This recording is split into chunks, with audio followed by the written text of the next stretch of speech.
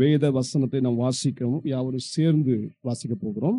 1 யோவான் அதனுடைய 3ஆம் அதிகாரம் 8ஆம் வசனம். பாவம் செய்கிறவன் பிசாசினால் உண்டாயிருக்கிறான், ஏனெனில் பிசாசானவன் ஆதி முதல் பாவம் செய்கிறான். பிசாசினுடைய கிரியைகளை அழிக்கும்படிக்கே தேவனுடைய குமாரன் வெளிப்பட்டார். கர்த்தர் தாமே இந்த வசனத்தின் மூலமாக நம்மோட பேசுவாராக. நம்ம ஜெபிப்போம். அன்பின் பிதாவே, இந்த நல்ல வேலைக்காக நன்றி அப்பா. உங்களுடைய கரத்துல எங்களை தாழ்த்தி அர்ப்பணிக்கிறோம். இந்த வசனத்தின் வாயிலாக எங்களோடு நீ பேசும்படியாய் ஜெபிக்கிறோம். உம்முடைய மெல்லிய சத்தத்தை கேட்கும்படியாய் எங்கள் காதுகளை பரிசுத்தப்படுத்துவீராக, எங்கள் இருதயத்தை பக்குவப்படுத்துவீராக. தேவனே, உம்முடைய வார்த்தையை கேட்கிறவர்களாய் மாத்திரமல்ல, அதன்படி செய்கிறவர்களாய் எங்களை மாற்றும். நீர் அப்படியே செய்வீரதுக்கு நன்றி. இன்றைக்கு எங்கள் ஒவ்வொருத்தரையும் அன்றே உம்முடைய விடுதலைக்குள் எங்களை வைத்து, உம்முடைய அன்றே சந்தோஷத்துக்குள்ள சமாதானத்துக்குள்ள எங்களை வைத்து வழி நடத்தும்படியாக ஜெபிக்கிறோம். நீர் கொடுக்கும் சமாதானத்தினாலும் சந்தோஷத்தினாலும் எங்களை திருப்தியாக்கும்படியாக ஜெபிக்கிறேன். அப்படியே செய்வீரதுக்கு நன்றி, ஆசீர்வதிப்பீரதுக்கு நன்றி. அடியனை மறைத்து நீர் வெளிப்படும் இயேசு கிறிஸ்துவின் விலையேறப்பட்ட நாமத்தில் இந்த ஜெபத்தை ஏறெடுக்கிறோம் நல்ல பிதாவே, ஆமென், ஆமென். கர்த்தருடைய பரிசுத்த நாமத்திற்கு மகிமை உண்டாவதாக.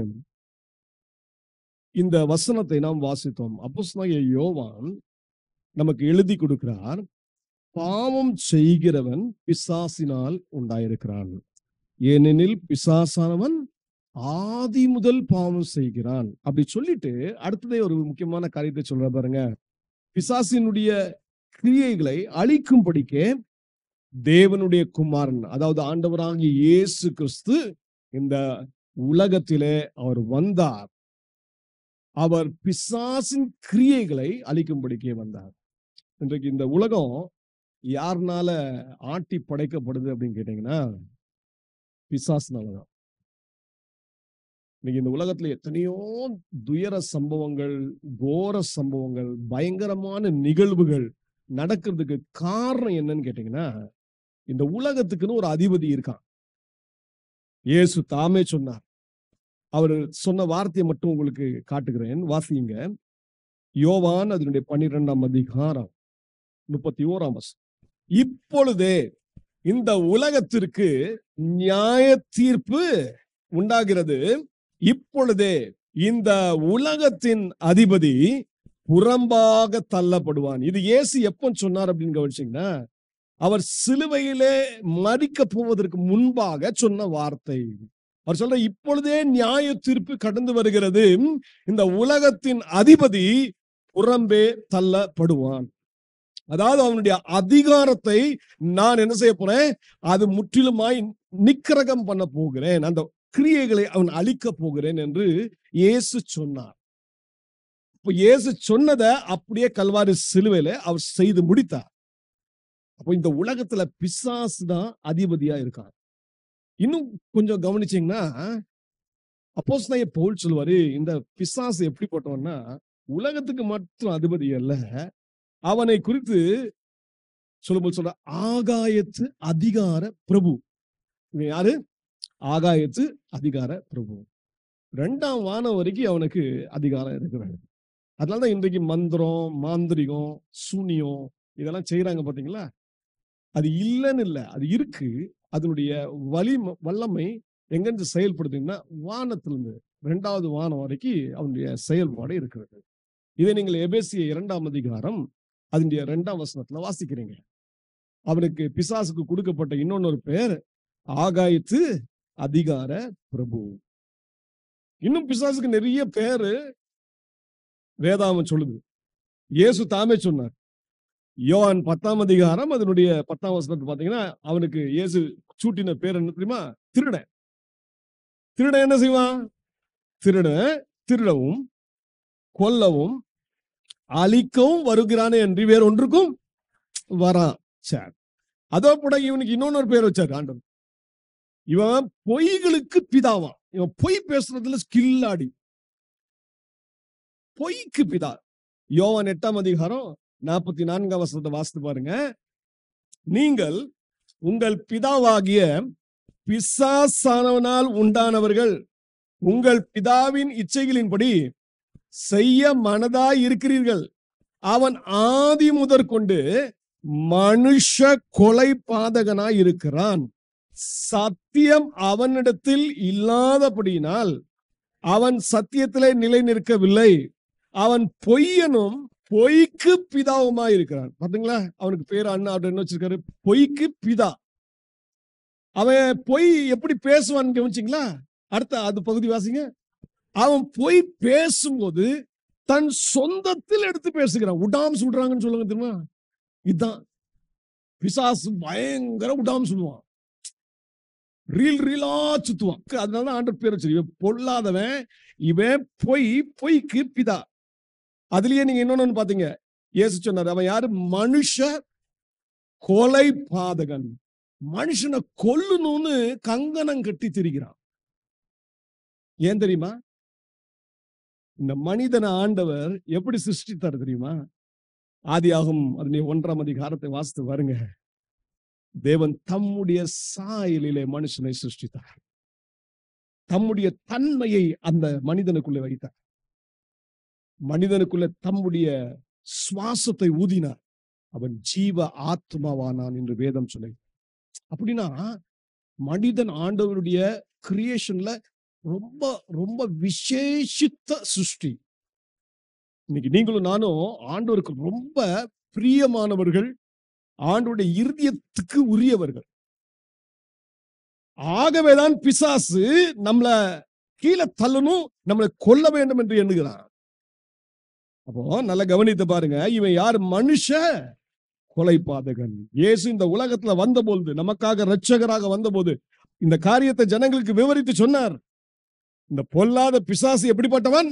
இவன் மனுஷ கொலை பாதகன். இவன் பொய் சொல்லுவான், பொய்ய தன்னுடைய இஷ்டத்தின்படி பேசுவான். இவன் பொய்க்கு பிதாவா இருக்கிறான். அது மட்டும் இல்ல, இந்த பிசாசுக்கு இன்னொன்னு பேர் ஆண்டவர் வச்சார். இவன் குற்றம் சாட்டுகிறவன். இவன் எப்படிப்பட்டவன்? குற்றம் சாட்டுகிறவன். இதை நீங்க வெளிப்படுத்தல் 12ஆம் அதிகாரம் 10ஆம் வசனத்துல வாசிப்பீங்க. இன்னும் இவனுக்கு இன்னொரு பேர் இருக்கு. இவன் பேர் சோதனைக்காரன். இவன் பேர் என்ன? சோதனைக்கு. இன்னைக்கு நிறைய பேர் சோதனையில விழுறாங்க பாத்தீங்களா? 3 விஷயம் இந்த உலகத்துல இருந்து உண்டானுச்சு. அது என்னது? மாம்சத்தின் இச்சை, கண்களின் இச்சை, ஜீவனத்தின் பெருமை. இந்த 3 காரியம் எப்பவுமே ஞாபகத்துல வச்சுக்கோங்க. Lust of eye, lust of flesh, pride of life.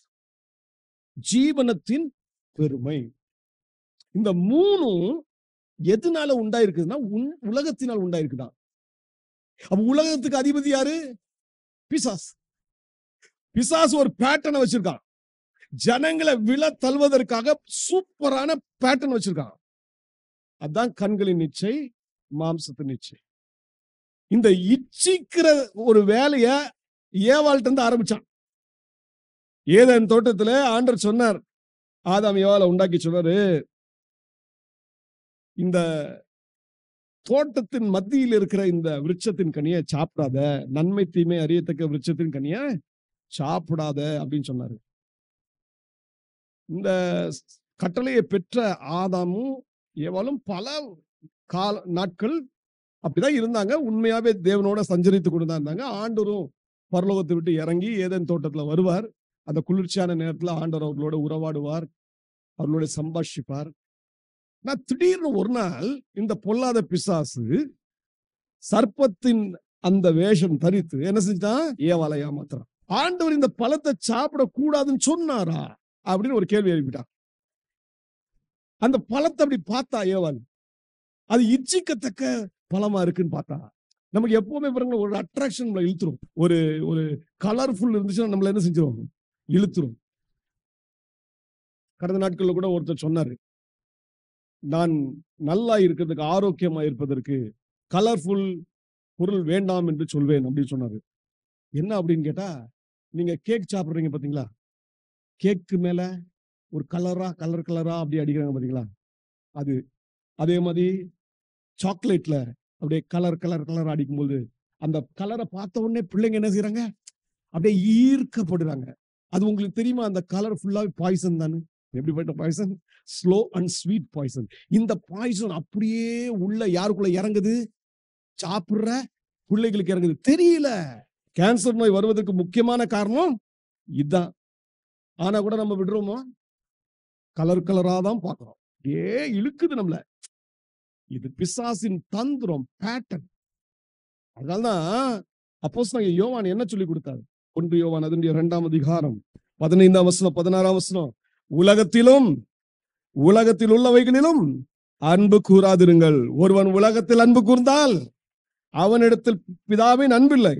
ஏனெனில் மாம்சத்தின் இச்சையும் கண்களின் இச்சையும் ஜீவனத்தின் பெருமையும் ஆகிய உலகத்தில் உள்ளவைகள் எல்லாம் பிதாவினால் உண்டானவைகள் அல்ல, அவைகள் உலகத்தினால் உண்டானவைகள். கவனிச்சீங்களா? கண்களின் இச்சை, மாம்சத்தின் இச்சை, ஜீவனத்தின் பெருமை, இதெல்லாம் எதனால உண்டாயிருக்கு? உலகத்தில் தான் உண்டாயிருக்கு. உலகத்துல இருந்து எப்படி உண்டாயிடுச்சு? இந்த பொல்லாத பிசாசு செஞ்ச வேலை. அதனாலதான் நீங்க பாக்குறீங்க, பாவம் செய்கிறவன் பிசாசினால் உண்டாயிருக்கிறான். ஏன்னா பாவத்தை செய்ய வைக்கிறது இந்த பிசாசு தான். அவன் தூண்டுவான், வஞ்சிப்பான். இந்த பிசாசை குறித்து கொஞ்சம் அறிந்து விட்டு அதை காட்டிலும் மேலான ஒரு சத்தியத்தை உங்களுக்கு சொல்ல போறேன். பிசாசை குறித்து அப்படி சொல்லிட்டு அப்படி விடல. பிசாசு மனுஷ கொலைபாதகன். என்னைக்குமே அவன் நமக்கு நன்மை செய்யவே மாட்டான். அவன் நமக்கு என்னதான் செய்வான்? தீமைதான் செய்வான். அவன் பொல்லாதவன், அவன் வஞ்சகன். பிசாசின் கிரியைகளை நீங்க கவனிக்கணும் அப்படின்னு சொன்னா, அவனுடைய நிறைய கிரியைகள், அவனுடைய செயல்பாடுல நீங்க பாக்குறீங்க. என்னென்ன கிரியைகள்? அவன் முதல்ல தூண்டுவான், பாவம் செய்ய தூண்டுவான். கண்களின் இச்சை, மாம்சத்தின் இச்சை தூக்கி போடுவான். பணம் ஆசை கொடுப்பான். இதுலெல்லாம் போய் விழுந்தேங்க, அவனுடைய ஆதிக்கத்துல வந்துருவீங்க. அப்போ பாவம் செய்ய தூண்டுவான், அவன் வஞ்சிப்பான், இன்னும் சொல்ல போனா சோதனையில விழ வைப்பான். ஆண்டவராகிய இயேசு கிறிஸ்து இந்த உலகத்துல வந்தபோது, அவர் இந்த உலகத்துல வாழ்ந்த நாட்கள்ல ஊழியம் செய்ய ஆரம்பிக்கும் போதே பாருங்க, சோதனைக்காரன் வந்து நின்ட்டான். இந்த பிசாசு வந்து நின்ட்டான். இயேசுவை சோதிச்சான். இயேசு அந்த சோதனையை ஜெயித்தார். ஏன்னா அவர் தேவகுமாரன், அவர் ஜெயித்தார். இன்னைக்கு நம்மையும் ஜெயிக்க வைப்பார். ஏன்னா அவர் ஜெயிக்க வைக்கிறதுக்கு தான் நம்மளை கொண்டு வந்திருக்கிறார். அப்போ பிசாசு இயேசுவுக்கு முன்னாடி என்ன வச்சான்? கண்களின் நிச்சய வச்சான், மாம்சத்தின் நிச்சய வச்சான், ஜீவனத்தின் பெருமையை வச்சான். மாம்சத்துக்கு பசி உண்டாயிற்று, இந்த கல்ல அப்பமா மாத்தும் அப்படின்னு சொல்லி கேட்கிறான். ஆண்டவர் சொன்னாரு, மனிதன் அப்பத்தினால் மாத்திரமல்ல, தேவனுடைய வாயிலிருந்து புறப்படுகிற ஒவ்வொரு வார்த்தையினாலும் பிழைப்பான். ஒரு பேம் உப்பரைகள் மேல கூட்டிட்டு போறான். ஆலயத்தினுடைய உச்சியில கொண்டு போயிட்டான். அங்கிருந்து அப்படியே தாழ விழும். உண்மைதான் தாங்கிறதுக்கு தேவதூதர்கள் வச்சிருக்காங்களே, ஸ்டண்ட் காட்டணும்னு சொல்றான். பெருமையை கொண்டு வர வைக்கிறான். அந்த ஜீவனத்தின் பெருமையை எப்படி வென்றார் அப்படின்னு கேட்டீங்கன்னா, சொன்னாரு, தேவனை பரீட்சை பாரா இருப்பாங்க. அதே போல கண்களின் இச்சையில கொண்டு போறான். அப்படியே உலகத்தை அப்படியே ஒரு சுத்தி ஒரு காட்டுறான்.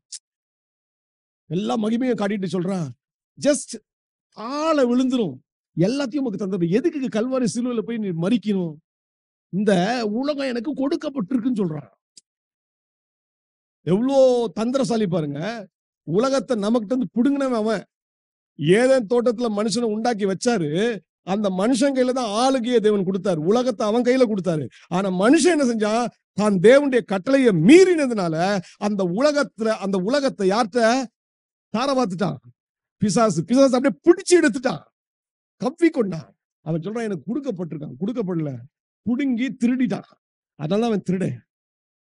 அப்ப நல்லா கவனிங்க, இயேசு இந்த காரியத்தை எல்லாம் ஜெயிச்சார். தாழ விழுன்னு சொல்லும்போது சொன்னாரு, அப்பாலே போ சாத்தான்னு சொல்லிட்டாரு. ஒரே வார்த்தை. நல்லா கவனிங்க, பிசாசு சோதிக்கிறவன் இன்னைக்கு எல்லா மனிதர்களையும் சோதனைக்குள் தள்ளுகிறான். இன்னைக்கு வாலிப பிள்ளைகள் பயங்கரமான சோதனைகளுக்குள்ள விழுகிறாங்க. காரணம் என்ன? இந்த பிசாசு செய்யற வேலை. இன்னைக்கு எத்தனையோ பேர் போதைப் பொருட்களுக்கு அடிமையா இருக்காங்க, பாவமான இச்சையான காரியத்துக்கு அடிமையா இருக்காங்க, குடிக்கு அடிமையா இருக்கிறாங்க, சிகரெட்டுக்கு அடிமையா இருக்கிறாங்க. விடணும்னு நினைக்கிறாங்க, ஆனா விட முடியல. ஆரம்பத்துல ஏதோ ஈர்ப்புல போயிட்டாங்க, அது ஒரு அட்ராக்ஷன் இழுத்துருச்சு. ஆனா அதுல போய் மாட்டிட்ட பிறகு உடலும் கெட்டு போகுதுன்னு தெரியுது, ஆத்மாவும் கெட்டு போகுதுன்னு தெரியுது. ஆனா கூட அதுல இருந்து விடுபட முடியல. அவங்க விடணும்னு நினைச்சா கூட அந்த அந்த அந்த வல்லமை அவங்கள தள்ளுது. காரணம் என்ன? பிசாசு அவங்கள பிடிச்சு வச்சிருக்கான். பிசாசுடைய கிரியைகளை நம்ம புரிஞ்சுக்கணும். அதனாலதான் இன்னைக்கு பலவிதமான அடிக்ஷன்ஸ்குள்ள பிசாசு கொண்டு போயிட்டே இருக்கான். இவன் பொய்யன், திருடன். ஆரம்பத்துல சொல்லுவான், பயங்கர உங்களுடைய மூளை எல்லாம் அப்படியே பிரெயின் எல்லாம் அப்படியே ஷார்ப் பண்ணிடும் சொல்லிட்டு வீடியோ கேம்ஸ்குள்ளே தள்ளிடுவாங்க. நல்லா கவனிங்க. பிற்பாடு இது நம்முடைய வாழ்க்கையை கெடுக்குதுன்னு நமக்கே தெரியல. இன்னைக்கு எத்தனை பிள்ளைங்க மொபைலுக்கு அடிக்ட் ஆயிட்டு இருக்காங்க பாருங்க. மொபைலை பார்த்து பார்த்து பார்த்து ஏதாவது லாபம் பெற்றாங்களா? இல்ல. கண்ணை கெடுத்தாங்க, கண்ணுடைய வெளிச்சம் போச்சு.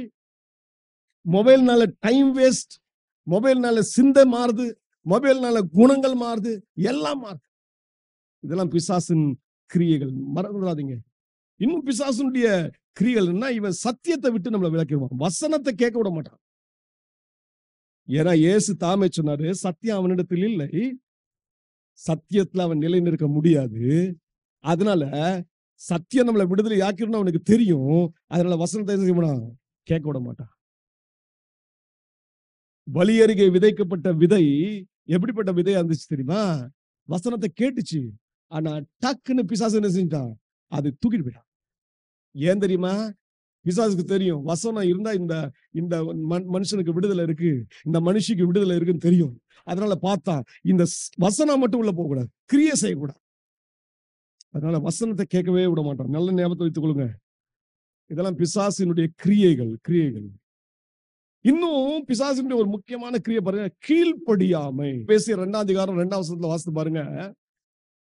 இன்றைக்கு கீழ்ப்படியாமையின் பிள்ளைகளிடத்தில் காணப்படுகிற கிரியைகள், அது பிசாசின் கிரியைகள். அப்ப பிசாசு என்ன செய்ய வைக்கிறான்? ஒரு மனிதனை கீழ்ப்படியாமையில தள்ளுறான். தேவனுடைய வார்த்தைக்கு கீழ்ப்படிய வைக்க மாட்டான், தேவனுடைய கட்டளைக்கு கீழ்ப்படிய விட மாட்டான். அப்ப என்ன செய்வான்? தன் மாம்சமும் மனசும் விரும்பினவைகளை செய்ய வைப்பான். என்னெல்லாம் மனசு தோணுதோ செய்வாங்க. இன்னைக்கு பாருங்க, நிறைய வாலிப பிள்ளைகள் சொல்றது, என் இஷ்டப்படாதான் நடப்பேன், நீங்க யார் சொல்றது? நீங்க நிறைய பிள்ளைகள் இப்படி சொல்றதை நம்ம பார்க்கிறோம். இதுக்கு பேர் கீழ்ப்படியாமை. இது பிசாசினுடைய கிரியை. இன்னும் இவன் என்ன செய்வான்? மனுஷனை அலக்களிப்பான், அவங்களை தொந்தரவுப்படுத்துவான். ஏன்னா அவன் பொல்லாதவன், அவன் மோசம் போக்குகிறவன். ஞாபகத்தை வைத்துக் கொள்ளுங்க.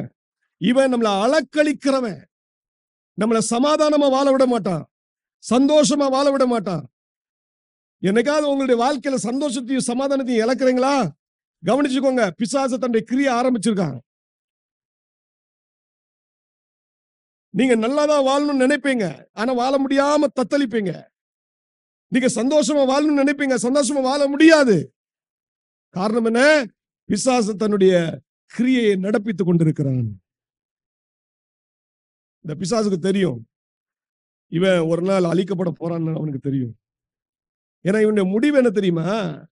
இவனுடைய முடிவு நித்திய அக்கினி, நரகம் தான் இவனுக்கு வைக்கப்பட்டிருக்கு. இயேசு தாமே சொன்னார், பிசாசுக்கும் அவனுடைய தூதருக்காகவும் என்ன ஆயத்தமாக்கப்பட்டிருக்கு?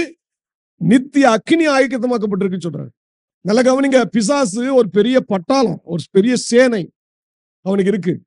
இந்த பிசாசு வேற யாரும் இல்ல, ஆண்டவரை ஒரு நாள் ஆராதித்தவன், ஆண்டவரை மகிமைப்படுத்தினவன், ஆண்டவருடைய சமூகத்தில் இருந்த லூசிபர். இவன் என்னைக்கு பெருமை அடைந்தானோ, பெருமை அடைந்து ஆண்டவருடைய ஸ்தானத்தை எடுக்க வேண்டும் என்று நினைத்தானோ, அன்றைக்குதான் கீழே தள்ளப்பட்டான். அதனால இன்னைக்கு நீங்க என்ன கவனிச்சீங்கன்னா, பிசாசுடைய கிரியையில ஒரு காரியம் என்ன, பெருமையின் காரியங்கள் காணப்படும். பெருமையான விஷயத்தை பேசுவான், இருமாப்பாய் பேசுவான், அகங்காரமாய் பேசுவான். இதெல்லாம் ஒரு மனிதனுடைய வாழ்க்கைக்கு அழிவுக்குள்ள முன்னெச்சரிக்கையான காரியம், முன்னடையாளமான காரியம். நல்ல கவனிங்க, பிசாசுக்கு தேவன் ஒரு பெரிய அழிவு வச்சிருக்காரு. ஆனா இந்த பிசாசு தான் அந்த நரகத்துல போறது மாத்திரம் இல்ல, தன்னோட கூட ஒரு கூட்டத்தையும் அழைத்து போகணும்னு சொல்லி மிக வேகமா செயல்பட்டு இருக்கான். அதனால்தான் ஆண்டவர் இந்த உலகத்துல நமக்காக வந்தார். அதனாலதான் யோவான் சொல்றாரு, பிசாசினுடைய கிரியைகளை அழிக்கும்படிக்கு தேவனுடைய குமாரன் வெளிப்பட்டார். நல்ல கவனிங்க, தேவனுடைய குமாரன் இயேசு இன்னைக்கு உங்களுக்காகவும் எனக்காகவும் 2000 ஆண்டுகளுக்கு முன்பாக இந்த உலகத்துல வந்து அவர் சிலுவையில நமக்காக மரித்தார். பாத்தீங்களா?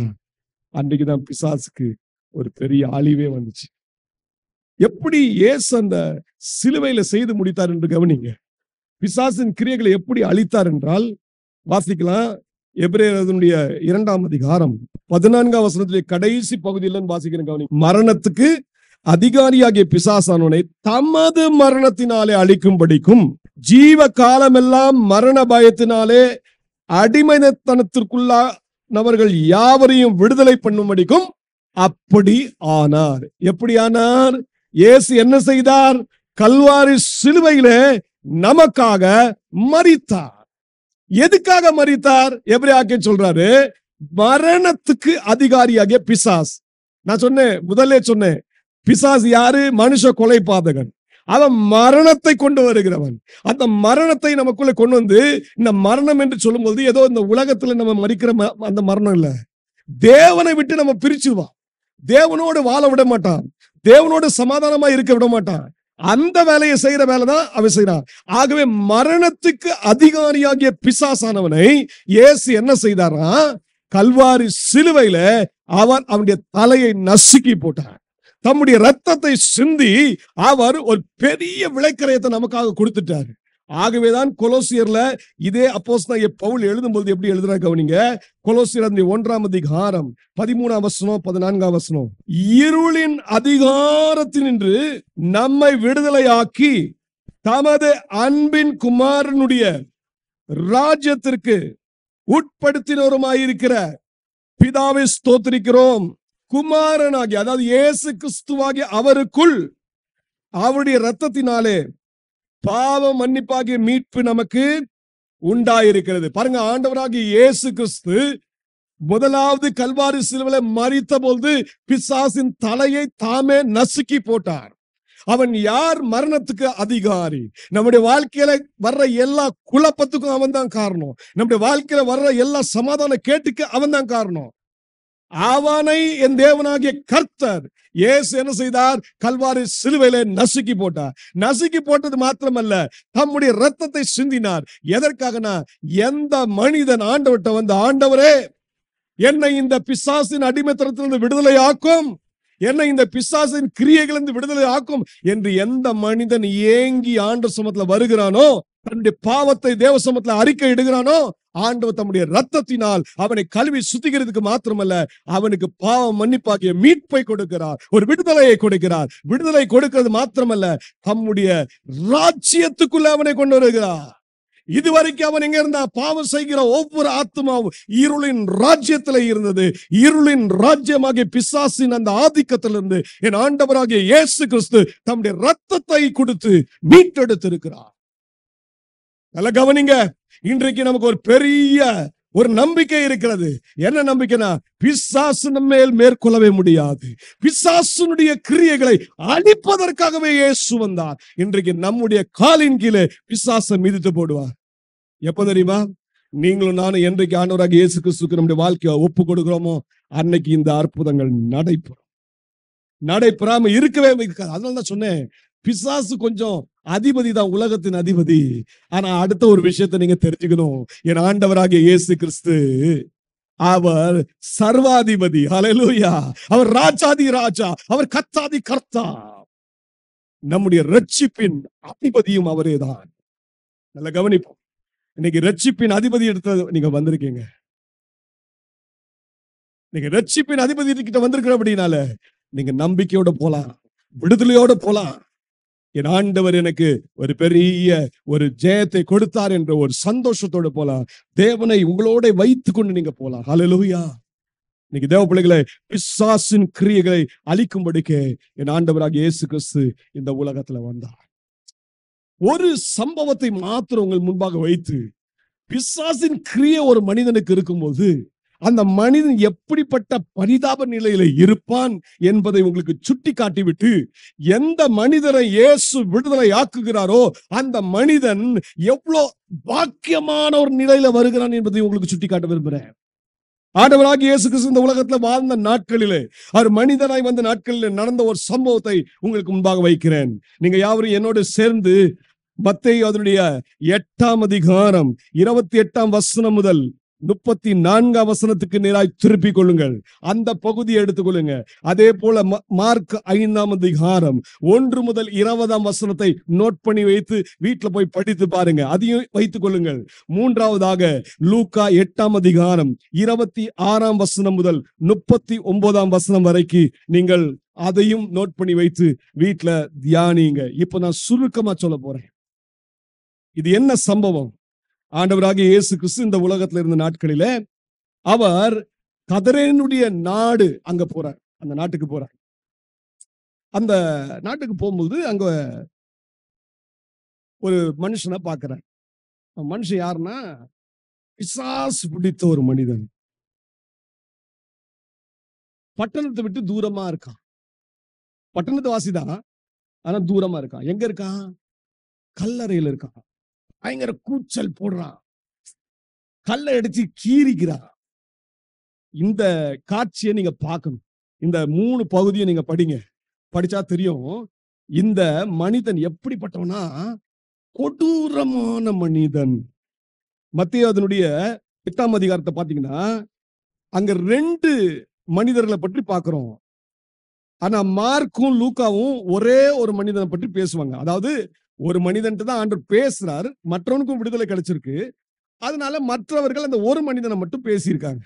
அப்போ இந்த மத்தேயு 8ஆம் அதிகாரத்துல பாத்தீங்கன்னா பாருங்க, 28ஆம் வசனம், அவர் அக்கறையிலே கெர்கேசினர் நாட்டில் வந்தபோது பிசாசு பிடித்திருந்த 2 பேர் பிரேத கல்லறைகளிலிருந்து புறப்பட்டு அவருக்கு எதிராக வந்தார்கள். அவர்கள் மிகவும் எப்படிப்பட்டவர்களா இருந்தாங்களா? கொடியராய் இருந்தார்களாம். கொடியராய் இருந்தபடியாலே என்ன செஞ்சாங்க? அந்த வழியாக ஒருவனும் நடக்க கூடாது. இந்த பிசாசு பிடிச்ச மனுஷனுடைய நிலைமையை பாருங்க. இவனை கண்டு மற்றவங்க பயப்படுறாங்க. அவ்வளவு மோசமான கொடூரமான குணமுடையவனா இருக்கிறான். பிசாசு என்னைக்குமே நம்ம வாழ்க்கைய நல்லதா மாத்த மாட்டான், கெடுப்பான். மற்றவர்களுக்கும் மூஞ்சு சுளிக்கிற அளவுக்கு தான் பண்ணுவான். பாருங்க, இவன் கொடூரமான ஒரு மனிதனாய் மாறிட்டான். இந்த பிசாசு பிடித்த மனிதனுடைய குறித்து குறிப்பா நீங்க சொல்றேன். இந்த 3 பகுதியை நீங்க வாசித்தீங்கன்னா இவன்ட்ட ஒரு படையே இருக்கு. உள்ள பிசாசு படையா இருக்கான். அதுக்கு பேர் லேகியோனா. அதுக்கு பேர் என்ன? லேகியோன். மார்க் 5ஆம் அதிகாரம் 9ஆம் வசனத்தை வாசித்தீங்கன்னா அங்க லேகியோன் சொல்லப்படுது. லேகியோன்னா என்ன தெரியுமா அர்த்தம்? ஒரு ரோம படையில 6000 ரோம வீரர்கள் கொண்ட ஒரு பெட்டாலியனுக்கு பேர் தான் லேகியோன். அப்பனா இவன்ட்ட எவ்வளவு பிசாசு உள்ள இருக்கு? 6000, 3000ல இருந்து 6000 வரைக்கும் பிசாசு இவங்களுக்குள்ள இருக்கு. பொல்லாதவன், பொல்லாதவன். ஒரு பிசாசு உள்ள வந்துச்சுன்னா என்னெல்லாம் செய்துன்னு கவனிங்க. பிசாசின் கிரியை அப்படியே இந்த பிசாசு பிடிச்ச மனுஷன் நீங்க பார்க்க போறீங்க. அவன் கொடூரமான மனுஷன். மற்றவர்கள் அவனை கண்டு பயந்து நடுங்கிற அளவுக்கு இவன் வாழ்க்கை மோசமா இருக்கு. 2வது, இவன் எப்படிப்பட்டவனா, வஸ்திரமே தரிக்கல. சில பேர் பாத்தீங்கன்னா பிசாசு பிடித்து அவங்க வஸ்திரத்துல கீறி போட்டு அவங்க வஸ்திரத்தினுடைய நோக்கத்தை அறியாதவர்களா இருப்பாங்க. இன்னைக்கு மாடர்ன் பிசாசு உண்டு. மாடர்ன் பிசாசு கேள்விப்பட்டிருக்கீங்களா? ஒரு காலத்துல ட்ரெஸ்ல சின்ன ஒரு ஓட்டை வந்துருச்சுன்னு வச்சுக்கோங்களேன். அப்பெல்லாம் பைசா இருக்கு, அதனால அது கண்டி போடுவாங்க. ஒரு சின்ன பிட் மாதிரி ஸ்டிச் பண்ணுவாங்க. அதை பார்த்தோன்னே எங்களை என்ன சொல்லுவாங்க தெரியுமா? ஏலன்னு சொல்லுவாங்க. பாவம், சாப்பாடுக்கே வழி இல்லை. இன்னைக்கு பாக்குறேன் மாடர்ன் பிசாசுகள் என்ன வேலை செய்யுதுன்னா, பேண்ட தார் தாரா கிழிச்சிருக்கு. பாத்திருக்கீங்களா? ஜீன்ஸ் பேண்ட் உடுத்துறான், இங்க இருந்து கிளியர். அதுல போதகரும் இப்படி வந்துட்டாங்க. அதை நினைச்சாதான் ரொம்ப கஷ்டமா இருக்கு. ஒருத்தர் ஆராதனை உமக்கே அப்படின்னு பாடுறாரு, பார்த்தா ஷார்ட்ஸ போட்டுட்டு 2 சைடும் கிழிஞ்சு கிழிஞ்சு இருக்கு. நல்லா கவனிங்க. அதான் சொன்னேன் மாடர்ன் பிசாசுன்னு சொல்லி. சபைக்குள்ளேயும் பிசாசு வந்துட்டான், வெளியிலயும் பிசாசு இருக்கான். பிசாசின் கிரியை என்ன தெரியுமா? நம்மளை நிர்வாணப்படுத்துவது, தேவ மகிமையை இழக்க வைக்கிறது. ஆண்டவர் பார்க்கிறாரு, அந்த இடத்துக்கு போறாரு. அவன் எப்படிப்பட்டவனா இருக்கான்? வஸ்திரம் தெரியாதவனா இருக்கிறான். மூணாவது நல்ல காரியத்தை கவனிங்க. இவனை எல்லாரும் அடக்க பாக்குறாங்க, ஆனா இவனை அடக்கவே முடியல. எந்த ஒரு மனித சக்தினாலும் இவனை அடக்க முடியாது. ஏன் தெரியுமா? பிசாசு இவன் கூட இருக்கான், பிசாசின் கூட்டமே இவன் கூட இருக்கு. அதனால எந்த சக்தியால அடக்க முடியாது. அவங்க என்ன செஞ்சாங்க? சங்கிலி போட்டு கட்டினாங்க, விலங்கு போட்டு கட்டினாங்க, செயின் எல்லாம் போட்டாங்க, எல்லாத்தையும் தூக்கி அடிச்சுட்டு இவன் சுத்துறான். இது பிசாசினுடைய அடுத்த கிரியை. யாருக்கும் அடங்க மாட்டான். நீங்க யாருக்கும் அடங்கலைன்னா எங்கேயோ பிசாசின் கிரியை வேலை செய்யுதுன்னு அர்த்தம். அதனால பவுல் சொல்லி கொடுத்தாரு, மேலான அதிகாரம் எல்லாம் கர்த்தரிடத்து வந்திருக்கிறது. மேலான அதிகாரத்துக்கு விரோதமா செயல்படக்கூடாது. ரெண்டு காரியம் இருக்கு. ஒண்ணு, பிசாசு பிடி, டோட்டலா பிசாசு நம்மளை பொசஸ் பண்றது. அது ஒண்ணு நீங்க பாக்குறீங்க. அது பாத்தீங்கன்னா இந்த மாதிரி செயல் பார்ப்பீங்க. ஆனா சில பேர் மேல பிசாசு பிடிலாம் இருக்காது, பொசஷன் இருக்காது. பிசாசு முழுக்க ஆதிக்கம் செலுத்த மாட்டான். ஆனா என்ன செய்வான்? தூண்டுவான் தூண்டுவான். இந்த தூண்டுற வேலையை எங்க செய்யறான்னு கேட்டீங்கன்னா விசுவாசிக்கிட்ட தான் இப்ப செய்யறான். நல்லா கவனிங்க. நம்ம ஆராதனைக்கு வரோம் எதுக்கு தெரியுமா? பிசாசின் கிரியைகள் நம்ம கிட்ட இருக்கக்கூடாது. அதுக்காக தான் தேவனை தொழுது கொள்ற வருவதற்கு அதுக்கு தான் வரும். அப்ப நல்லா கவனிங்க. மேலான அதிகாரத்தை ஒரு மனுஷன் கீழ்ப்படியாம போறானா அவன் என்ன கிரியை செயல்படுது? பிசாசின் கிரியை செயல்படுது. இவனை யாராலையும் அடக்கவே முடியலங்க. அடுத்தது, இவன் எங்க இருக்க மாட்டான் தெரியுமா? இவன் வீட்டுல தங்கவே மாட்டான். இவனுக்கு வீட்டினுடைய அந்த தேவனுடைய கண்ணோட்டம் புரியாது. இன்னைக்கு நிறைய பேருக்கு குடும்பம்னா என்னதுன்னு தெரியல. இன்னைக்கு நிறைய குடும்பம் கெட்டு போறதுக்கு காரணம் தேவன் வைத்த திட்டத்தை அவங்க புரிந்து கொள்ளவில்லை. பிசாசுக்கு ஒரே நோக்கம் தான், குடும்பத்தை கெடுக்கணும். அப்பா அம்மாக்குள்ள சண்டை, அப்பா அம்மா பிள்ளைகள் கிட்ட சண்டை, கணவன் மனைவிக்குள்ள சண்டை, அந்த வீடை நிலை நிற்க விட மாட்டான். இந்த பிசாசு பிடிச்சவன் என்ன செஞ்சானா, வீட்டிலேயே இல்ல. அவன் எங்க தரமா தங்கினா? பிரேத கல்லறையில தங்கினான். அவன் எங்க தங்கினான் தெரியுமா? வனாந்திரத்துக்கு துரத்தடிக்கப்பட்டான். வனாந்திரமான இடம் சாபம் நிறைந்த இடம். வனாந்திரமான இடம் கனி தரவே தராது. நீங்க வாழ்க்கையில கனி தரல அப்படின்னு சொன்னா பிசாசு எங்கேயோ வேலை செய்யறான்னு அர்த்தம். கவனிங்க கவனிங்க. நம்ம வாழ்க்கையில பிசாசின் கிரியைகளை கவனிக்கணும், ட்ரேஸ் அவுட் பண்ணணும். அந்த பிசாசின் கிரியைகளை அழிப்பதற்கு தேவ சமூகத்துல ஒப்பு கொடுக்கணும். நம்ம எதுக்காக பிறந்திருக்கிறோம்னா தேவனுடைய கிரியைகளை நடப்பிப்பதற்காக பிறந்திருக்கிறோம். தேவன் அதற்காக தான் நம்மை சிருஷ்டித்திருக்கிறார். ஆமென். நாம் சமாதானமாய் வாழ வேண்டும் என்று தேவன் விரும்புகிறார். சந்தோஷமாய் வாழ வேண்டும் என்று விரும்புகிறார். மற்றவர்களுக்கு ஜீவன் தருகிற வாழ்க்கையை நாம் வாழணும் விரும்புகிறார். நாம் ஒரு நாளும் மற்றவர்களுக்கு ஒரு இடையூறாய், மற்றவர்களுக்கு நஷ்டத்தை ஏற்படுத்துகிறவர்களாய், மற்றவர்களுக்கு பொல்லாப்பை ஏற்படுத்துகிறவர்களாய் ஒரு நாளும் இருக்கவும் கூடாது. தேவன் அதை விரும்புகிறார். அதனால தான் ஆண்டவர் நமக்கு கற்றுக் கொடுத்திருக்கிறார், நீ தீமையினால் வெல்லப்படாமல் தீமையை நன்மையினால் வெல்லு. பிசாசு எப்பவுமே எப்படி செய்வான்? தீமையை தான் செய்வான். தீமையை தான் செய்வான். வனாந்திரத்தை துரத்தி அடிப்பான். கனி தராதபடிக்கு, சாட்சி இல்லாத ஜீவியம் இல்லாதபடி, சாட்சி இல்லாத ஜீவியத்தை கொண்டு வந்துடுவான் நம்முடைய வாழ்க்கையில. நல்லா கவனிங்க. இன்னும் சமாதான கேடு ஏற்படும். கூக்கரல் இட்டான் என்று இவனை குறித்து வேதம் சொல்லுகிறது. இந்த பகுதியில் நீங்க வாசித்தீங்கன்னா, இவன் கூக்கரல் இடுகிறவனாய் கல்லுகிறான். என்ன செஞ்சான்? தன்னை காயப்படுத்திக் கொண்டான். கொஞ்சம் வாசிங்க, மார்க் 5ஆம் அதிகாரம் 5ஆம் வசனம். அவன் எப்பொழுதும் இரவும் பகலும் மலைகளிலும் கல்லறைகளிலும் இருந்து கூக்கரலிட்டு கல்லுகளினாலே தன்னை காயப்படுத்தி கொண்டிருந்தான். இப்ப பாத்தீங்களா, இவன் யாருக்கு நஷ்டத்தை ஏற்படுத்துறான்? தனக்கே. பிசாசு என்னைக்குமே ஒரு காரியத்தை செய்வான் பாருங்க, உங்களுக்கு ஜீவனும் கொடுக்க மாட்டான். உங்களை திருடி ஏமாத்தி பொய் சொல்லி இழுத்துட்டு லாஸ்ட்ல உங்களையே உங்களுக்கு விரோதமா செயல்பட வைப்பான். யோசித்து பாருங்க. நம்ம தலையிலேயே நம்ம மண்ணு வாரி போடுற மாதிரி சமாதானத்தை கெடுத்துருவான். நல்லா கவனிங்க. இதுதான் பிசாசினுடைய கிரியைகள். இந்த பிசாசு கிரியை இருந்தவன மனுஷனை இயேசு பாக்குறாரு. இயேசு பார்த்த உடனே அந்த பிசாச அதட்டினார். பிசாசு அந்த மனுஷன் விட்டு போயிட்டான்.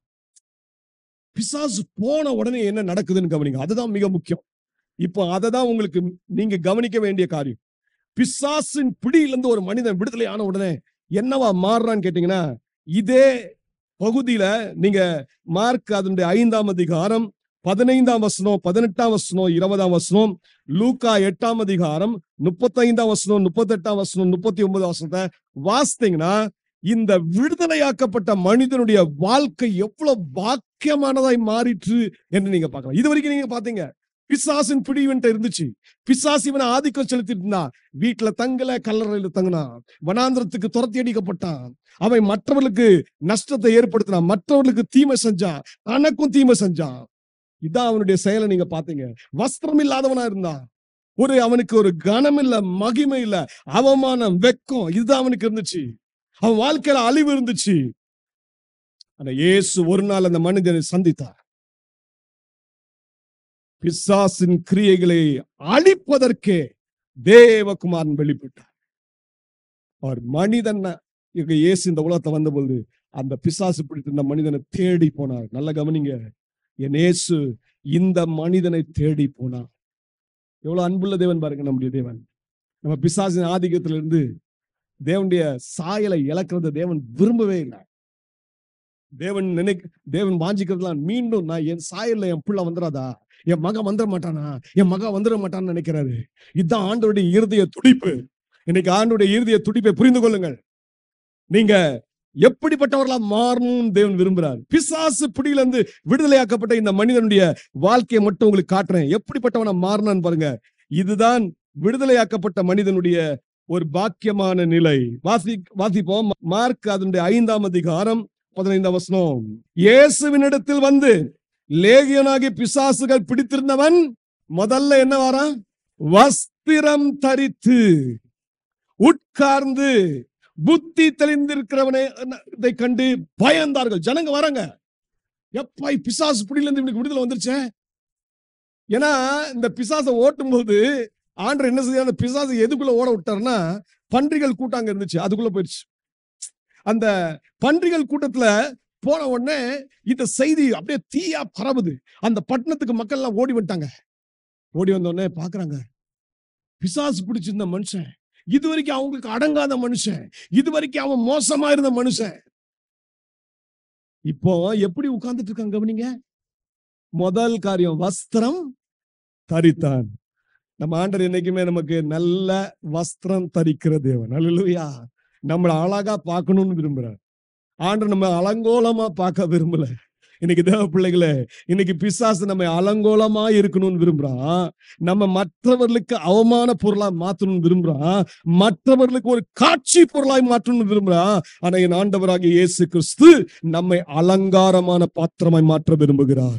நம்மை தரமான ஒரு பாத்திரமாய் மாற்ற விரும்புகிறார். இன்னைக்கு ஆண்டவர் பிசாசின் பிடியிலிருந்து விடுதலையாக்கி முதல் காரியம் என்ன தெரியுமா செய்தாரு? இந்த சகோதரனுக்கு செய்தது போலதான் நமக்கும் செய்கிறார். என்ன செய்யறாரு? வஸ்திரம் தரிக்க வைக்கிறார். வஸ்திரம் ஒரு மனிதனுடைய ஒரு மானத்தை காக்கிறது, அவனுடைய குணத்தை, அறத்தை காட்டுகிறது, அவனுடைய ஒரு செயல்பாடை காட்டுகிறது, கிரியைகளை வெளிப்படுத்து. டாக்டர்னு பாத்தீங்கன்னா அவங்களுக்கு ஒரு ட்ரெஸ் இருக்கும். அது எதை காட்டும்?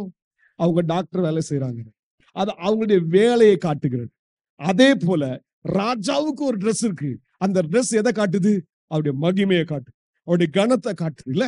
அதே போல ஒரு ஹாஸ்பிட்டலுக்குள்ள போறோம், அங்க ஒரு ட்ரெஸ் உடுத்த சொல்லுவாங்க, அதை உடுத்திட்டு போறோம். அதாவது முக்கியமான இடத்துல, ஐசியூ போன்ற இடத்துல போனா முக்கியமான கிருமிகள் பரவாதபடிக்கு பாதுகாக்கிறதுக்காக ட்ரெஸ் உடுத்துவாங்க.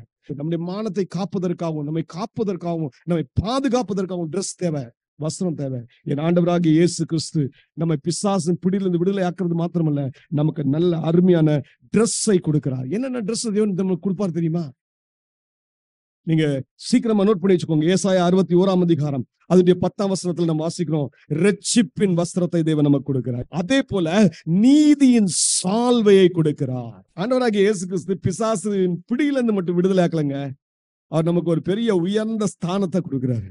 எப்படி கொடுக்கிறாரு சொல்றேன். 1 பேதுரு 2ஆம் அதிகாரம் அதனுடைய 24ஆம் வசனம், நாம் பாவங்களுக்கு செத்து நீதிக்கு பிழைத்திருக்கும்படிக்கு அவர் தாமே தமது சரீரத்திலே நம்முடைய பாவங்களை சிலுவையின் மேல் சுமந்தார், அவருடைய தழும்புகளினால் குணமானீர்கள். நல்ல கவனிங்க, நாம் பாவங்களுக்கு சாகணும் இல்ல. பாவம் யாரால வருது? பிசாசினால வருது. பாவம் செய்கிறவன் பிசாசினால் உண்டானவன். அப்ப பாவத்தை நம்ம விட்டு நீக்குவதற்காக, நீதிக்கு நாம் பிழைப்பதற்காக, தேவ நீதியை பெற்று தேவ கிரியைகள், நல்ல காரியத்தை செய்வதற்காக, நற்கிரியைகளை செய்வதற்காக இயேசு தாமே நம்முடைய சரீரத்திலே நம்முடைய பாவங்களை சுமந்து கொண்டார். அவர் சிலுவையிலே நமக்காக மரித்தார், நம்முடைய ரத்தத்தை சிந்தினார். எவ்வளவு அன்பு பாருங்க ஆண்டவருடைய அன்பு. எப்படி வஸ்திரத்தை கொடுக்கிறார் தெரியுமா? இப்படிதான் தன்னை தியாகம் பண்ணி தான் கொடுத்திருக்காரு. நமக்கு ஒரு ரட்சிப்பின் வஸ்திரத்தை தாரார், நீதியின் சால்வியை தாரார். அது மட்டுமல்ல, நமக்கு வெண் வஸ்திரத்தை கொடுக்கிறவராயிருக்கிறார். அவர் நல்ல வெண் வஸ்திரத்தை நமக்கு கொடுக்க. அது மட்டும் கொடுக்கல, அவருக்கு அலங்கார வஸ்திரத்தை கொடுக்கிறார். ஏசாயா 52 அதிகாரம் 1 வசனம், அதே போல 1 தீமோத்தேயு 2 அதிகாரம் 9 வசனம் 10 வசனத்தை வாசித்தீங்கன்னா அலங்கார வஸ்திரம், தகுதியான வஸ்திரம் என்று சொல்லப்படுகிறது. அதே போல ஏசாயா 61 அதிகாரம் 3 வசனத்தை வாசித்தீங்கன்னா துதியின் ஆடையை தேவன் தருகிறார். இன்னைக்கு உங்களுக்கு ரொம்ப கஷ்டம் வருதுன்னு நினைச்சுக்கோங்களேன், பிரச்சனை வருதுன்னு நினைச்சுக்கோங்களேன், அந்த நேரத்துல நீங்க இந்த துதியின் ஆடையை போட்டுட்டு நல்லா துதிச்சு பாருங்களேன், ஒரு பெரிய சந்தோஷம் உங்களுக்கு வந்துடும். இந்த பிரச்சனை உங்களை மேற்கொள்ளவே முடியாது, பிசாசு உங்க மேல ஆதிக்கம் செலுத்தவே முடியாது. அல்லேலூயா. அதனால தேவன் இந்த வஸ்திரத்தெல்லாம் தேவன் நமக்கு கொடுக்கிறாரு, நம்மள வஸ்திரம் தரிக்க பண்ணுகிறாரு. அப்போ நீதியின் சால்வியை தராரு, ரட்சிப்பின் வஸ்திரத்தை தராரு, அலங்கார வஸ்திரத்தை தராரு, தகுதியான வஸ்திரம், அதான் அலங்கார வஸ்திரம். அதே போல வெண் வஸ்திரத்தை தராரு. இது மட்டுமல்ல, இன்னும் நமக்கு சில வஸ்திரங்களை தரிக்கும்படியா செய்யறாரு. என்னது? மனத்தாழ்மையை நம்ம தரித்துக் கொள்ள வேண்டும். 1 பேதுரு அதனுடைய 5 அதிகாரம் 5 வசனத்துல வாசிக்கிறோம், நீங்க மனத்தாழ்மையை தரித்துக் கொள்ள வேண்டும். இதெல்லாம் தேவன் பிசாசு இப்படி இருந்து விடுதலை ஆனவனே கொடுக்கிற நல்ல வஸ்திரங்கள். இந்த வஸ்திரங்கள்லாம் நீங்களும் நானும் உடுத்தணும். ஆமென். உடுத்திட்ட பிறகு பாருங்க, இந்த மனுஷன் எப்படி இருந்தா, இது வரைக்கும் இவனை யாரும் அடக்க முடியல. இவன் வனாந்திரத்துல சுத்துறான், கல்லறைக்கு போறான், வீட்டுல இல்ல. இப்படிப்பட்ட மனுஷன் இப்ப என்ன ஆயிட்டான் தெரியுமா? வசனம் சொல்லுது, இயேசுவின் பாதத்தருகே உட்கார்ந்தான். லூக்கால வாசிக்கும் போது அழகா இருக்கும், இயேசுவின் பாதத்தருகே அவன் உட்கார்ந்தான். இயேசுதான் நமக்கு மெய்யான அப்பம், ஜீவ அப்பம். இந்த வசனம் நமக்குள்ள இருந்துச்சுன்னா பிசாசு ஒண்ணும் செய்ய முடியாது. நீங்க அப்ப என்ன செய்யணும்? பிசாசின் கட்டு விடுதலை ஆக்கிட்டீங்க, ஆண்டவர் உங்களுக்கு வஸ்திரத்தை கொடுத்துட்டாரு, உங்களை கனமுள்ள பாத்திரமா மாத்திட்டாரு. இப்ப நேரா அவர் எங்க நம்ம போயிடணும்? நேரா அவருடைய பாதத்துல உட்காரணும். பாருங்க, இந்த பிசாசு பிடிச்ச மனுஷன் இயேசு கிறிஸ்துவின் பாதத்திற்கே உட்கார்ந்தான். உட்கார்ந்து என்ன செய்யறான்? வசனங்களை கற்றுக்கொள்கிறான். இன்னைக்கு நீங்களும் நானும் சபைக்கு ஒழுங்கா வந்து நல்ல அப்போஸ்தல உபதேசங்களை கற்றுக்கொள்ளும். இதுக்குதான் சபை கூடி வருதல். சபை கூடி வருதல் என்ன? விடுதலை பெற்ற உடனே வீட்டுல இருக்கலாம் அப்படின்னு நினைச்சிடாதீங்க. வீட்டுல இருந்துட்டீங்கன்னா திருப்பி பிசாசு வந்து அட்டாக் பண்ணிடுவாங்க. அதனால்தான் சபை கூடி வருதல் மிக மிக அவசியம். நீங்க அங்க வசனத்தை நீங்க பெற்றுக்கொள்றீங்க. இந்த சபை ஜீவனுள்ள தேவனுடைய சபை. அது என்ன தெரியுமா? தேவனுடைய வீடு. அந்த தேவனுடைய வீட்டுல என்ன வச்சிருக்காரு தெரியுமா? சத்தியத்தை வைத்திருக்கிறார், வசனத்தை வைத்திருக்கிறார். ஜீவனுள்ள தேவனுடைய சபை சத்தியத்துக்கு தூணும் ஆதாரமுமா இருக்கிறது. அப்போ இந்த இடத்துல நீங்க வசனத்தை பெற்றுக்கொள்ள பெற்றுக்கொள்ள பெற்றுக்கொள்ள பிசாசின் மேல நீங்க ஜெயம் பெற்றுக்கொண்டே வருவீங்க. ஹல்லேலூயா. நீங்க பிசாசின் கிரியைகளை முற்றிலுமாய் அழிப்பதற்கு தேவன் உங்களுக்கு கிருபை தருவார். அவர் அவனுடைய மெயினான காரியத்தெல்லாம் முடிச்சிட்டாரு. அவனுடைய அதிகாரத்துல ஆண்டவர் இயேசு பிடுங்கிட்டாரு. ஆனா இப்போ நமக்கு பிடுங்கினது மாத்திரமல்ல, நமக்கு பிசாசின் மேல ஜெயத்தை கொடுக்க விரும்புறார். எவ்வளவு நல்ல தேவன் பாருங்க. அதுக்குதான் இந்த தேவ சமூகத்துல வந்து உட்காரணும்னு சொல்லப்படுது. இந்த பிசாசு பிடித்த மனுஷன் என்ன செஞ்சான்? இப்ப விடுதலையாக்கப்பட்ட மனுஷன் வஸ்திரம் தரித்தான். வஸ்திரம் தரித்து இயேசுவின் பாதத்திற்கே வந்து உட்கார்ந்தான். 3வது நல்ல கவனிங்க, புத்தி தெளிந்தவனாய் மாறினான். என்ன மாறினா? எப்படிப்பட்டவனா மாறிட்டான்? நம்ம மைண்ட் தாங்க stronghold of devil and stronghold of God. நல்ல கவனிங்க. இந்த மனம் இருக்கு பாத்தீங்களா? இந்த மனம் தான் நீங்க ஆண்டவர் கையிலையும் கொடுத்தா அது ஆசீர்வாதமா மாறும், பிசாசு கையில கொடுத்தா நாசமா போகும். நல்ல கவனிங்க. அதனாலதான் எப்பவுமே நம்ம மனதுல ஏதாவது சிந்தை கிறிஸ்துவுக்கு விரோதமா வருதா, உடனே அதை சிறை பிடிங்க. 2 கொரிந்தியர் 10 அதிகாரம் 3-4 வசனத்தை வாசித்து பாருங்க. அதை சிறை பிடிங்க. தேவன் அந்த கிருபையை உங்களுக்கு தருவார். தெளிந்த புத்தியை தேவன் கொடுத்திருக்கிறார். தேவன் தம்முடைய பிள்ளைகளுடைய மனசை மறுரூபமாக்குவார். எப்படிங்க மனசு மறுரூபமாகும்? மனசு மறுரூபமாக்கிறதுக்கு தான் திருப்பி சொல்றேன். ரோமர் 12 அதிகாரம் 1 வசனம் 2 வசனம், நீங்கள் உங்களுடைய சரீரத்தை தேவனுக்கு பிரியமும் பரிசுத்தமான ஜீவ பலியாக ஒப்பு கொடுங்க. ஒப்பு கொடுத்துட்ட பிறகு இந்த உலகத்தின் வேஷத்தை தரிக்காதீங்க. ஒத்த வேஷம் தரிக்காதீங்க. தரிக்காம அடுத்தது என்ன செய்யுங்க? தேவனை துதிங்க, தேவனை மகிமைப்படுத்துங்க. மகிமைப்படுத்த என்ன நடக்கும் தெரியுமா? உங்க மனம் புதிதாகும். ஹல்லேலூயா. ஆண்டவர் நம்முடைய மனதை புதிதாக்கிட்டார்னா உங்களுக்கு என்ன கிடைக்கும் கேட்டீங்கன்னா, தேவனுடைய பரிபூர்ணமான சித்தம், தேவனுடைய பரிசுத்தமான சித்தம் இன்னதென்று நீங்க புரிந்து கொள்வீங்க. அப்ப உலகத்துல நீங்க தேவனுக்கென்று ஒரு வெற்றியுள்ள ஒரு வாழ்க்கை வாழ்வீங்க. இது மூன்றாவது காரியம். நான்காவது காரியத்தை சொல்றேன்.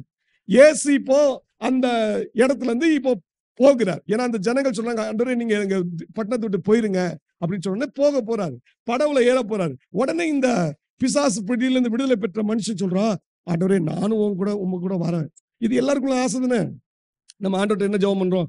ஆண்டவரே உம்மோட தான் எப்பவும் இருக்கணும். ஆராதிக்கும் போது சொல்றோம், உம்மோட இருக்கணும் தான் எனக்கு ஆசைன்னு சொல்றோம். அதே மாதிரி தான் இந்த பிசாசு பிடியிலிருந்து விடுதலை பெற்ற மனுஷன் சொல்றான், இயேசுவை என்னையும் கூட்டிட்டு போங்க, நானும் உங்களோட படவுல வந்துடுறேன்.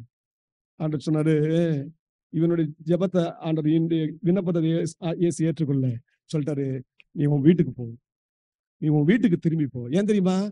பிசாசு பிடியில் இந்த மனுஷன் இது வரைக்கும் வீட்லயே வாழல, வாசமே பண்ணல. அவனை வீட்டுல போகும்படியாய் தேவன் கட்டளை கொடுத்தார். அப்படின்னு என்ன அர்த்தம்? ஆண்டவர் குடும்பத்தை நேசிக்கிறார். நல்லா கவனிங்க. உங்க குடும்பத்துல குடும்ப ஜெபம் இருக்கா? உங்க குடும்பத்துல தேவனை துதிக்கிற துதி, அந்த துதியின் சத்தம் எழும்புதா? ஜெப சத்தம் எழும்புதா? உங்க வீட்டுல தேவ பிரசன்னம் இருக்கா? நீங்க வீட்டில தங்கி தாபரிக்கிற பிள்ளைகளா இருக்கணும். தேவன் அதை விரும்புகிறார். நீங்க வீட்டில தங்குகிறவங்களா, வீட்டுல தங்குறதோட நின்ற கூடாது. அடுத்தது இன்னொரு வேலைய ஆண்டவர் இவருக்கு கொடுத்தாரு. இந்த பிசாசு பிடியில இருந்து விடுதலையான மனுஷனுக்கு ஆண்டவர் சொன்னாரு, நீ போய் உன்னுடைய இனத்தாருக்கும் உன்னுடைய வீட்டாருக்கும் தேவனுக்கு செய்த நன்மைகளை போய் என்ன செய், அறிவி. இந்த மனுஷன் அப்படியே கீழ்பிடிச்சிட்டாங்க. நான் சொன்னேன் பாத்தீங்களா, பிசாசு பிடியில் இருக்கவன் கீழ்படிய மாட்டான். ஆனா ஆண்டருடைய அந்த விடுதலையை பெற்ற மனுஷன், இயேசுவின் பிள்ளையாய் மாறின மனுஷன் ஆண்டவருக்கு எப்பொழுதுமே கீழ்ப்படுகிற மகனா இருப்பா, கீழ்ப்படுகிற மகளா இருப்பா. இயேசு சொன்னார், நீ உன் வீட்டுக்கு போ, வீட்டுக்கு போய் உன்னுடைய வீட்டுல போய் உன் இனத்தாருக்கு தேவன் செய்த நன்மைகளை அறிவி, சாட்சியா சொல்லுன்னு சொன்னாரு. இவன் போய் சொன்னாங்க. அவன் அதோட நிக்கல, இவன் அடுத்தபடியா போயிட்டான். என்ன தெரியுமா செஞ்சான் மனுஷன்? தெக்கப்போலி என்ன பட்டத்துல போய் சுவிசேஷத்தை அறிவிச்சான். தேவன் தனக்கு செய்த நன்மைகளை எல்லாம் அறிவிச்சான். பாருங்க, வீட்டுக்குள்ள தான் சொல்ல சொன்னாரு, இனத்தாருக்கு தான் சொல்ல சொன்னாரு. இந்த மனுஷனால தேவன் கொடுத்த ரட்சிப்பை, தேவன் கொடுத்த விடுதலையை சும்மா வைக்கவே முடியல. இவன் போய் என்ன செய்யறான்? தன்னுடைய அந்த 10 பட்டணங்கள்ல போய் சொல்றான். தெக்கப்போலி என்று சொன்னா, டெக்கா போலீஸ் அப்படின்னு சொன்னா 10 பட்டணங்கள். அவன் பட்டணம் மட்டும் இல்ல, இன்னும் 9 பட்டணங்களுக்கு போய் வசனத்தை சொல்றான். தேவனுடைய நாமம் மகிமைப்பட்டது என்று வேதம் சொல்லுகிறது. பிசாசு பிடியிலிருந்து விடுதலை பெற்ற மனிதன் தேவனுடைய சுவிசேஷத்தை அறிவிக்கிற, தேவனுடைய வசனத்தை பிரசங்கிக்கிற மனிதனாய் மாறுவான். தேவன் செய்த நன்மைகளை நன்றியுள்ள இருதயத்தோடு பறைச்சாற்றுகிற ஒரு மனிதனாய் மாறுவான். இன்னைக்கு தேவ பிள்ளைகளே, இன்னைக்கு நம்முடைய வாழ்க்கை எப்படி இருக்கு? இன்னைக்கு தேவ சமூகத்துல நம்ம அர்ப்பணிப்போம். பிசாசின் கிரியைகளை அழிப்பதற்காகவே இயேசு கிறிஸ்து இந்த உலகத்துல வந்தார். இன்றைக்கும் அவருடைய ரத்தம் நமக்கு போதுமானதாக இருக்கிறது. இன்னைக்கு ஆண்டவர் சமூகத்துல ஒப்பு கொடுப்போம். ஆண்டவரே, என்னுடைய வாழ்க்கையை உம்முடைய கரத்துல ஒப்பு கொடுக்கிறேன். உம்முடைய ரத்தத்தினால் என்னை கழுவி பரிசுத்தப்படுத்தும், என்னை சுத்திகரியும். எனக்குள்ள இருக்கிற எல்லா பிசாசின் கிரியைகளை நீக்கி போடும். நான் உம்முடைய கிரியைகளை வெளிப்படுத்துகிற மகனாய் மாறணும், உம்முடைய சுபாவத்தை வெளிப்படுத்துகிற மகனாய் மகளாய் மாறணும் என்று சொல்லி தேவ சமூகத்துல நம்மை அர்ப்பணிப்போமா?